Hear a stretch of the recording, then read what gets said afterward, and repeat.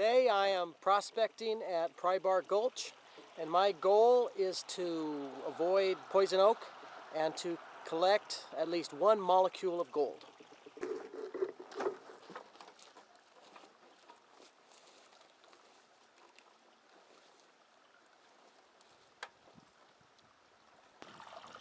Here's a good looking spot, the inside turn of a small creek. And down over there is gravel that's built up on the inside. It's a likely spot as any. First off, I'm going to try pan some of this gravel here. Looks to me like the creek, when it's running fast, comes around this corner behind this rock, and judging by the sand here, it probably boils out a little bit and then starts to drop in its heavier stuff right here. First thing I do is have like a 1/4-inch classifying screen here, 1/4-inch holes in it, and I just dig some of the likely gravel. Ooh, that's nice and gravelly. Just dig some of that.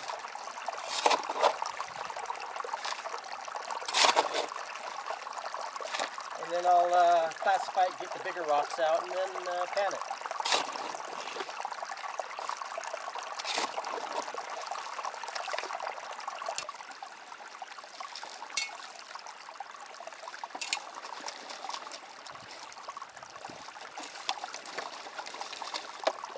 You always have to use professional gold panning tools like this one. This is a sand and water scooper.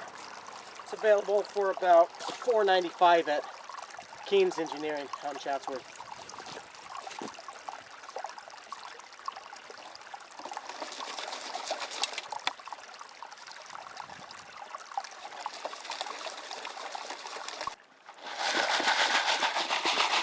Okay, I've now classified all that sand and gravel so that anything smaller than a 1/4 inch has gone down into the bucket. And if there's any gold nuggets in here that big, well, somebody who paid $1,200 for a nice gold bug metal detector deserves to find them. They're going to be right there.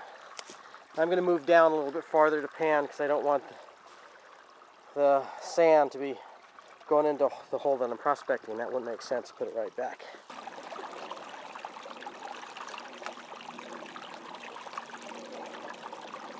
I reckon you've seen enough gold panning before, ain't you? Unlike Paint Your Wagon or Knott's Berry Farm or something. Well, if you need to see more, look it up on YouTube.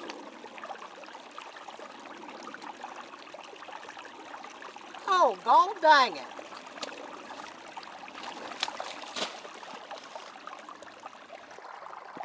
Well, if you did it right, and evidently even if you did it wrong, you'll end up with a load of black sand at the bottom, or magnetite, as the superheroes call it. And at this point, you can shake it all down into one corner and very carefully swirl the black sand away. And gold, being 16 times heavier than water and twice as heavy as lead, you'll see some sticking to the bottom right around there, which in this case, my first pan, you don't. But my second pan, do the same thing. Get the black sand down in one corner and swirl it ever so gently away.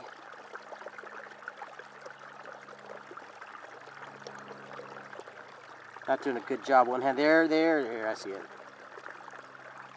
And down at the bottom, because it's so heavy it'll stick, will be your gold. And in this case, I don't know if you can see it or not, one molecule right there off my finger. One molecule of gold.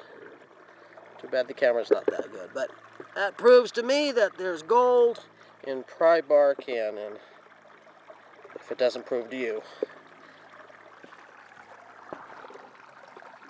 Now what you do is you transfer it into a little bottle, one of these little bottles of water, and it's big enough, wow, that I can actually pick it up with tweezers.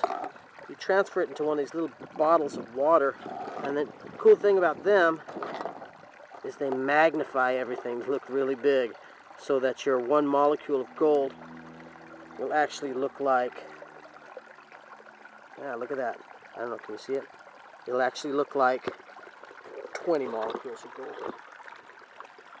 There it is, sitting in the bottom.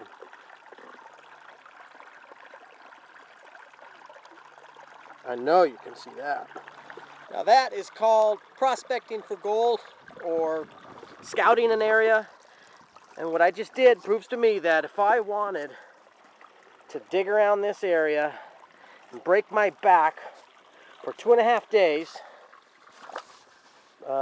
classify all this sand, and then run it through my sluice there, I may end up with 20 or 30 molecules of gold. So there, I've done it. I've got my molecule of gold for the day, and I hopefully didn't get any poison oak. So my part here is done. Now I'm back home at the end of the day. Here's my output from Pry Bar Gulch. Real gold. And it looks like a lot more because of the magnification.